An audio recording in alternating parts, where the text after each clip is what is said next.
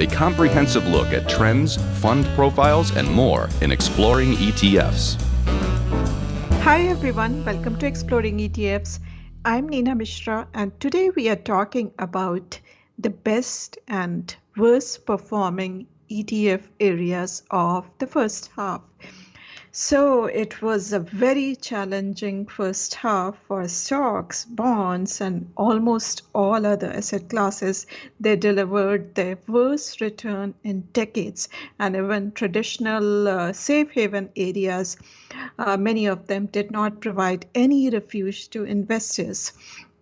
So the S&P 500 was down about 21% in the first half, and it was its worst performance in 50 years. The Dow performed slightly better, and it fell about 15%. The tech-heavy Nasdaq was the worst sufferer, down about 30%. And looking at the sectors, energy was the best performing sector.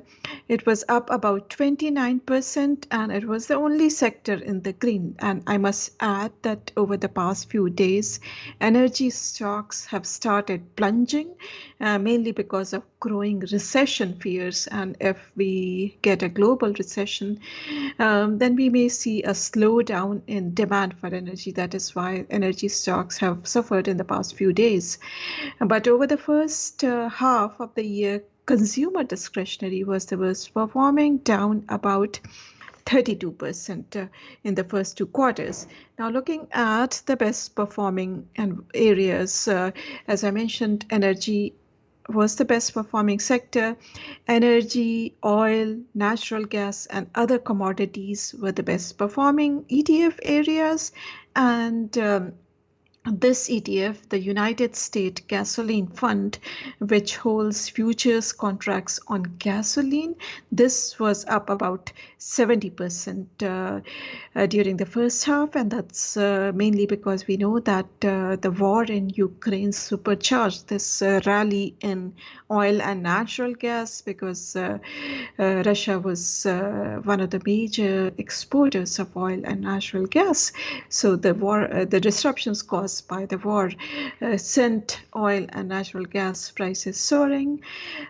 This ETF has about 146 million in assets, has an expense ratio of 1.02%, and this was up about 70% in the first 2 quarters.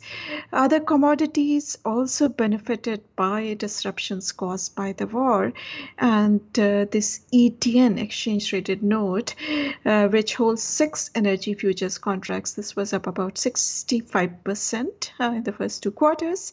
This is a very small ETN, just 14 million in assets, has an expense ratio of 75 basis points. So could be pretty volatile if you decide to take a look at this ETN. Now let's take a look at these two ETF and ETN that we discussed. The first one, as I mentioned, United States Gasoline Fund. So you can use the link on Zacks.com to go to the external homepage and see what it holds. It basically holds gasoline futures contracts. There's not much to learn as far as holdings are concerned. Gasoline futures here. The second one that I had mentioned, RJN, this holds crude oil, Brent, natural gas, gasoline, heating oil, and gas oil, these futures contracts. And as I mentioned, this could be pretty volatile, and also it's a very small ETN. Now let's take a look at the worst performing areas. So Russian ETFs, they were worst performing in the first half. The two earlier popular Russian ETFs, the one by iShares and the other one by Vanek, they are down almost 80%, and their future is unknown because the index providers had first suspended creations in these ETFs, and because of the closure of Russian stock market for many weeks, major index providers decided to remove Russian stocks from their emerging market indexes. So the shares were halted from trading, and now these ETFs are actively managed while the providers are trying to determine the future viability of the funds, and so their future is quite unknown. And we know that cryptocurrencies, Bitcoin, Ether, and all other cryptocurrencies, they have suffered a brutal sell-off over the past few months. Bitcoin is down more than 60% year to date, and it is down more than 70% from its high of over 67,000, which it touched in November last year. Bitcoin is now trading uh, close to $19,000, and because of the plunge in Bitcoin, cryptocurrency, blockchain-related ETFs have suffered a worst fate.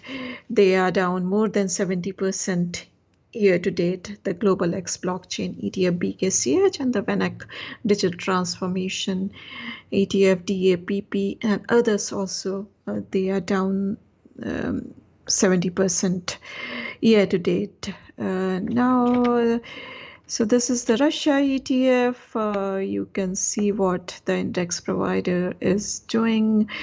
If you hold a Russia ETF, you can take a look and what is going on with your ETF. If you don't hold a Russia ETF, there is no point in taking a look at the ETF.